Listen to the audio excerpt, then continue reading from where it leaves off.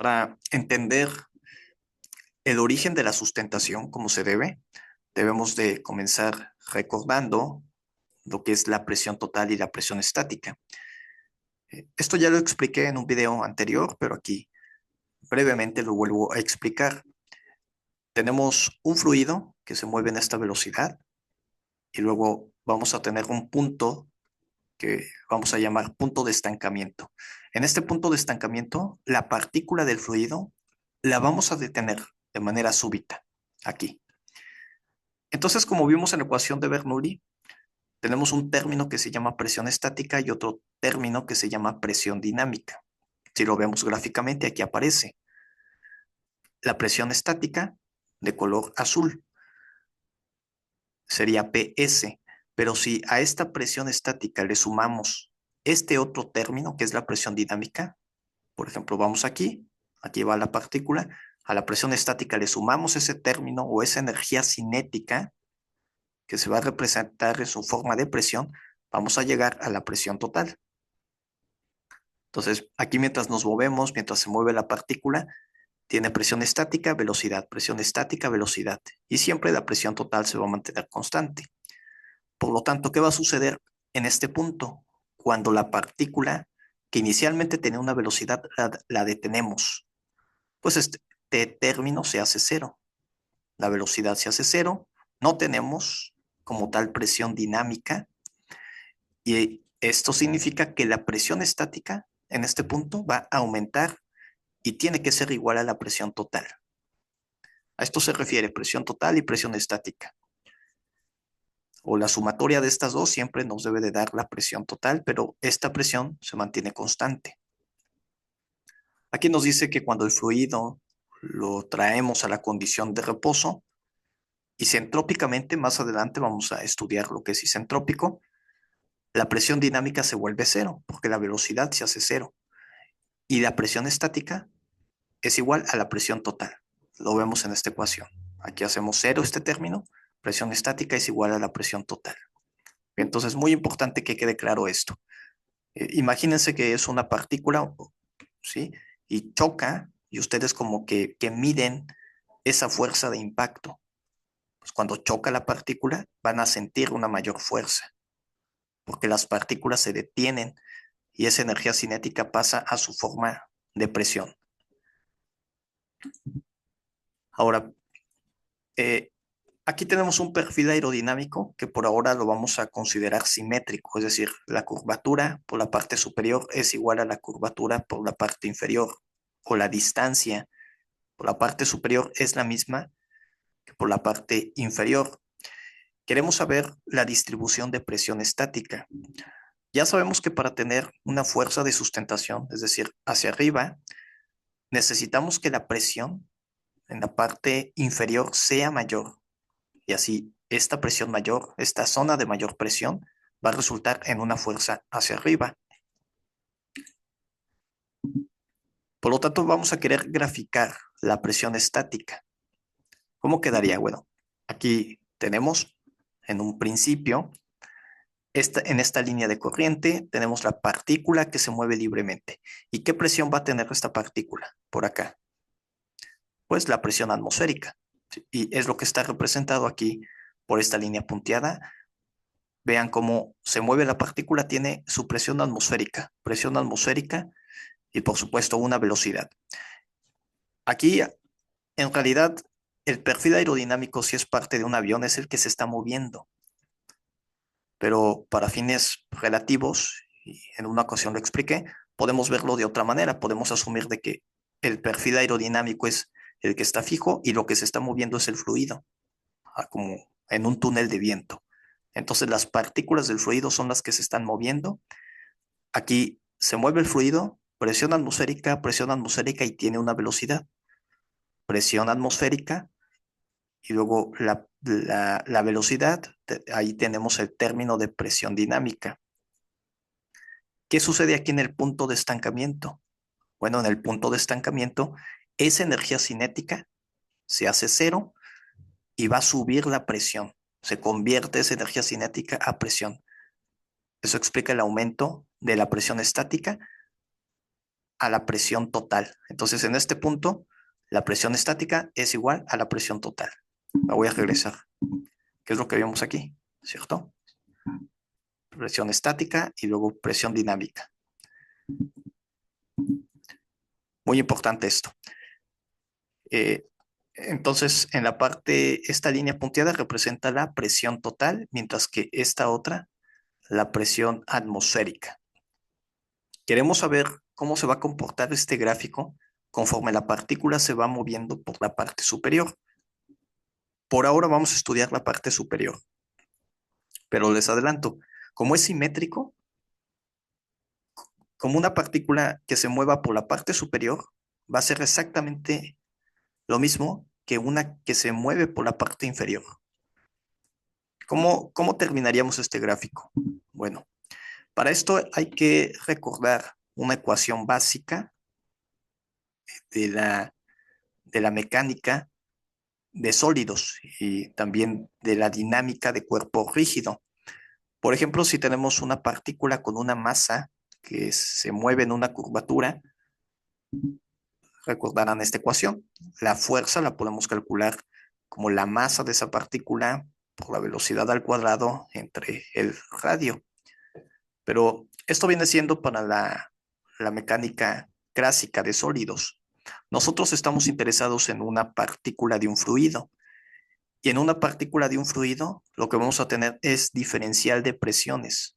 Una presión externa, una presión interna, el radio, la velocidad. Y de nuevo, en una curvatura, porque aquí nos interesa el movimiento de una partícula del fluido en una curvatura. La ecuación que tenemos es la siguiente. Aquí no me voy a detener cómo se llega a esta ecuación. Basta decir de que es muy similar a la ecuación que vimos en la mecánica de sólidos, pero lo que me interesa es de que si queremos describir el movimiento de esta partícula del fluido, es de esta manera. Esto viene siendo el diferencial de presión. Entonces, el diferencial de presión es igual a la densidad por la velocidad al cuadrado entre el radio. Vean que es muy similar a la ecuación clásica de la dinámica de sólidos. En vez de la masa, tenemos la densidad. Lo importante aquí a tener en cuenta es de que este diferencial de presión no es otra cosa más que la presión atmosférica menos la presión estática. Bien, entonces, ahora sí, vamos a seguir. Ahorita va a quedar claro cómo usamos esta ecuación. Fíjense cómo la usamos. Primero, vamos a imaginar que tenemos dos partículas. Una partícula aquí en el punto A, que está localizado en el perfil aerodinámico, y otra partícula libre acá, en esta línea de corriente libre. Entonces aquí la pregunta es, ¿en dónde vamos a tener una mayor presión estática? ¿Para la partícula que se encuentra acá alejada del perfil aerodinámico o la que se encuentra justamente aquí, en la curvatura? Bueno, aquí para resolver esta pregunta debemos de ver esta ecuación y sobre todo poner atención al radio. Por ejemplo, ¿qué sucede si tenemos un radio muy pequeñito? Muy pequeñito. ¿Qué va a suceder con el diferencial de presión? Bueno, si tenemos un radio muy pequeño, este diferencial de presión tiene que ser muy grande, ¿sí? Ahora, ¿qué sucede, por ejemplo, con estos dos casos? La partícula que se encuentra aquí en la curvatura del perfil aerodinámico, tenemos este radio, así lo podríamos trazar. ¿Y cuál creen que va a ser el radio de la partícula que se encuentra libre aquí, alejado del perfil aerodinámico? Pues aquí esta línea de corriente tiene un radio infinito, es decir, tiene un radio muy grande. Y si en esta expresión pusiéramos un radio que tiende a infinito, tiende muy grande, el diferencial de presión, ¿cómo que tiene que ser? Pues muy pequeño, ¿sí? Aquí para fines prácticos estoy poniendo algunos valores numéricos. Recuerden, este diferencial de presión simplemente es la presión atmosférica menos la presión estática. La presión atmosférica, al final de cuentas, en este flujo externo es la misma en todos lados. Siempre vamos a tener la presión atmosférica. Para fines prácticos, lo estoy representando con una presión de 100 kilopascales. Entonces, por ejemplo, ¿cómo quedaría aquí el diferencial de presión? Sabemos que es la presión atmosférica menos la presión estática. Bueno, como aquí tenemos un radio más pequeño, mucho más pequeño que el de acá, significa que este diferencial de presión tiene que ser mucho más grande que el de la partícula que se encuentra libremente. Esto nos dice que la presión estática debe de ser más pequeña, ¿cierto? Para que el diferencial así quede. Entonces, presión atmosférica 100, si a este le restamos, por ejemplo, una presión estática de 10, vamos a quedar con 90. Y luego acá, ¿cómo debería de quedar? Con la presión atmosférica, de nuevo, este valor no cambia. La presión atmosférica sigue siendo de 100, porque actúa en todos lados. Pero la presión estática debe de ser muy grande para que el diferencial de presión nos quede pequeño. Entonces quiero que vean aquí la presión estática, de cuánto debería de ser aquí, de 10, mientras que acá una presión estática de 99. Esto es nada más poniendo valores para que se den una idea cómo funciona esta expresión, esta ecuación. Lo que nos interesa es la presión estática. Bien, todo depende del radio. De nuevo, como aquí tenemos un radio muy pequeño, entonces el diferencial de presión tiene que ser grande. Y vean cómo con una presión estática pequeña, es así que este diferencial de presión es grande. Y lo contrario de este lado. Entonces, una vez que entendemos esto, vamos a continuar. En efecto, acá tenemos una presión estática mucho más grande. Aquí, por ejemplo, de 99, libremente por acá. Y aquí una presión estática pequeña, por ejemplo, de 10. Ahora sí, ¿qué va a suceder con la partícula? Ya se movió acá, a la parte superior. Nos quedamos de que cuando llegó al punto de estancamiento, tenemos la presión estática que aumentó hasta la presión total. Como es la presión total, ya no podemos tener un valor más arriba, porque la presión total ya representa toda la energía disponible. Pero ahora, conforme esta partícula entra en la curvatura, ¿ustedes cómo creen que aquí, ¿sí? En este punto A, qué va a suceder con la presión estática? ¿Va a bajar? A ver, analícenlo algunos segundos. Bueno, en este caso, vamos a tener una curvatura. Entonces, vamos a decir que es una curvatura eh, pequeña. Este diferencial de presión debe de aumentar. Y para que este diferencial de presión sea grande, pues la presión estática debe de ser menor que la presión atmosférica. Este diferencial de presión siempre tiene que ser positivo. Ahora, lo que queremos es comparar entre A y B. ¿Sí? Fíjense, aquí tenemos el punto A y ahora también queremos comparar con el punto B. ¿Qué hacemos? Comparamos las curvaturas. En el punto A tenemos una mayor curvatura que en el punto B, basado únicamente en las curvaturas. ¿Cuál tiene una mayor presión estática?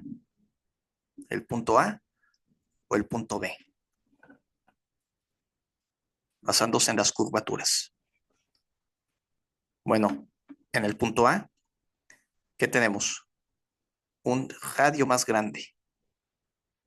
En el punto B tenemos un radio más pequeño. Por ejemplo, en el punto B, si el radio es más pequeño, Entonces, el diferencial de presión tiene que ser más grande respecto a A. Y para que este diferencial de presión sea más grande, recuerden que la presión atmosférica es la misma en A y B. Para que en B este diferencial de presión sea más grande, porque tenemos un radio más pequeñito, entonces la presión atmosférica debe de ser más pequeña comparado con A. Una vez que tenemos eso, aquí tenemos que la presión en B debe de ser menor que la presión en A y quedaría de esta manera, ¿sí? Entonces, aumentamos la presión estática aquí al punto de estancamiento. Pero ¿qué pasa en B? Va a caer y tiene que caer, observen, por debajo de la presión atmosférica. ¿Sí? O sea, tenemos que tener estos valores debajo de la presión atmosférica para que el diferencial también siempre se mantenga positivo. Esto es importante, debemos de tener un diferencial positivo. Entonces, aquí la presión cae en B. Pero ¿qué sucede en A? Se recupera. La presión en A debe de ser ligeramente mayor que en B. Aquí lo vimos. Presión en A debe de ser mayor que la presión en B. Si ven este pequeño incremento.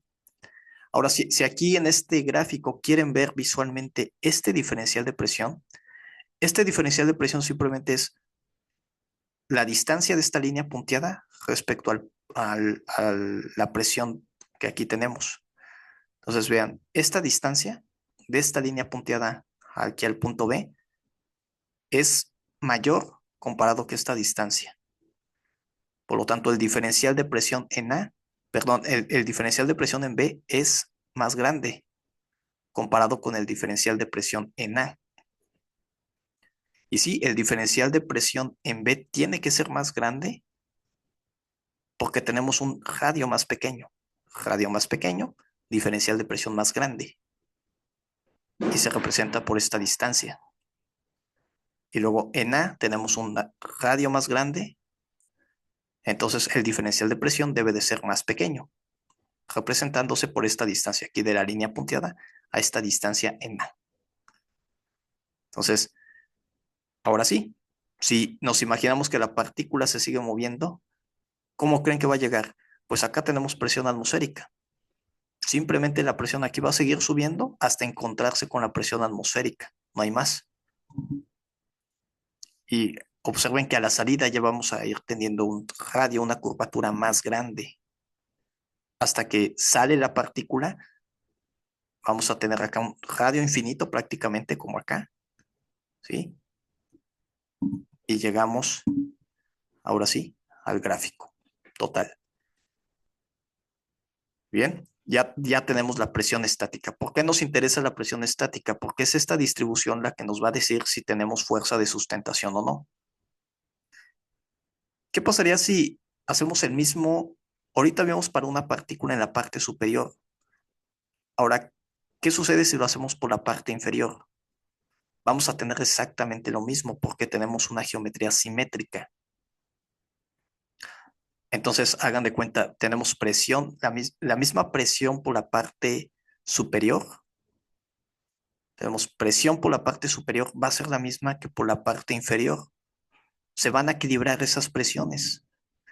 En un perfil aerodinámico simétrico, aquí que quede claro, en un perfil aerodinámico simétrico como el que aquí tenemos, así como está, sin un ángulo, no vamos a tener fuerza de sustentación, porque las presiones por la parte superior y por la parte inferior son las mismas.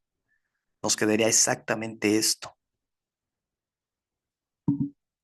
¿Tenemos alguna fuerza?